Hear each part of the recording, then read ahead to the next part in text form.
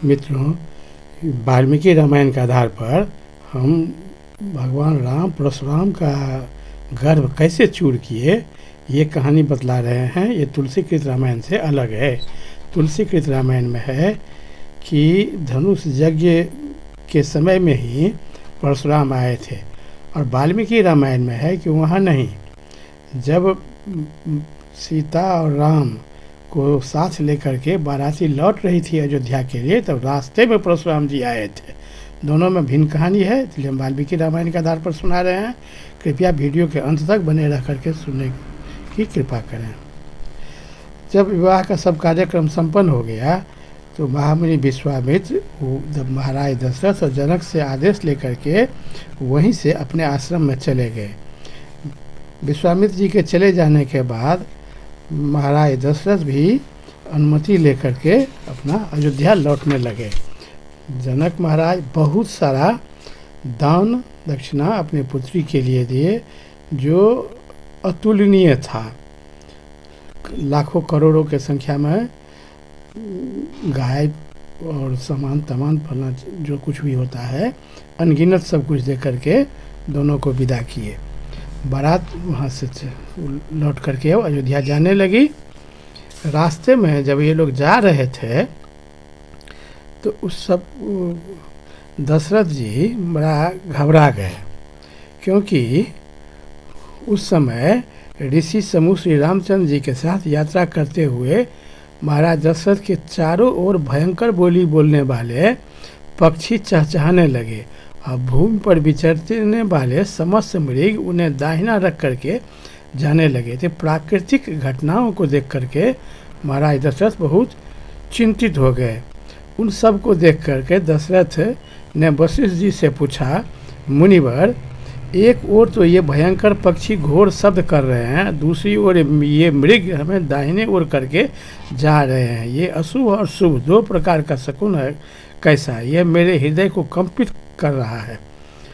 हम विषाद से डूबे जा रहे हैं। यह वचन सुनकर महर्षि वशिष्ठ ने मधुर वाणी में कहा, इस शकुन का जो फल है उसे सुनिए। आकाश में पक्षियों के मुख से जो बात निकल रही है वह बताती है कि इस समय कोई घोर भय उपस्थित होने वाला है, परंतु हमें दाहिने रखकर जाने वाली ये मृग उस भय के शांत हो जाने की सूचना दे रही है।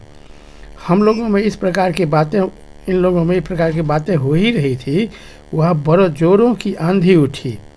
वह सारी पृथ्वी को कंपाती हुई बड़े बड़े वृक्षों को धराशायी करने लगी।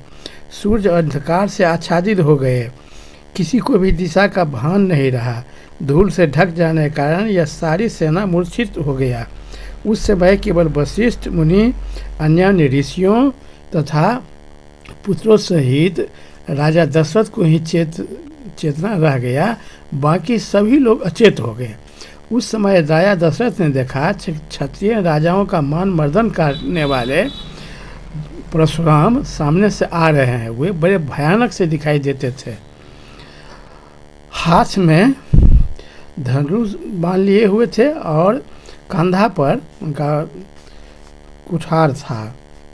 ऋषियों के भयंकर दिखाई देने वाले परशुराम को अर्घ्य देकर श्री राम कह करके वशिष्ठ मुनि ने उनका स्वागत किया। इस धनुष के चढ़ाने तो परशुराम जी सब बात को अनदेखी करके सीधे राम के पास आने लगे, और राम के पास आकर के वे कहने लगे कि इस धनुष के चढ़ाने में भी तुम्हारा यह कैसा है, यह देखकर मैं तुझसे द्वंद्व युद्ध करूँगा। परशुराम जी कहने लगे कि ब्रह्मा जी के कहने से विश्वकर्मा जी दो धनुष बनाए थे, जो एक धनुष महादेव के पास था और एक विष्णु भगवान के पास था। दोनों ही अद्वितीय धनुष था इस त्रिलोक का।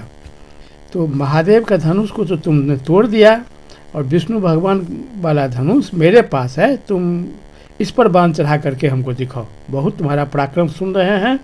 सबों को बात अनसुनी करते हुए परशुराम जी सीधे राम के पास चले गए। परशुराम जी पिता के रहने के कारण नहीं बोलना चाहते थे। थोड़ा सा शर्मिंदगी महसूस कर रहे थे पिता को देख करके कि परशुराम जी ने उनको बड़ी ललकारा कि तुम में अगर सामर्थ्य है, बहुत तुम्हारा नाम सुन रहे हैं, तो तुम विष्णु के ये धनुष को बांध चढ़ा करके हमको दिखाओ। जब परशुराम जी ने उनको बहुत ललकारा तब भगवान राम अपने हाथ में वो धनुष लिए और उस पर बांध चढ़ा दिए। और जब बांध चढ़ाए तब परशुराम जी हक्का बक्का हो गए। धनुष जब लिए उसी समय परशुराम जी भी विष्णु भगवान के अंशावतार थे, तो जो विष्णु का अंश उनमें था वह अपने में खींच लिए भगवान श्री राम।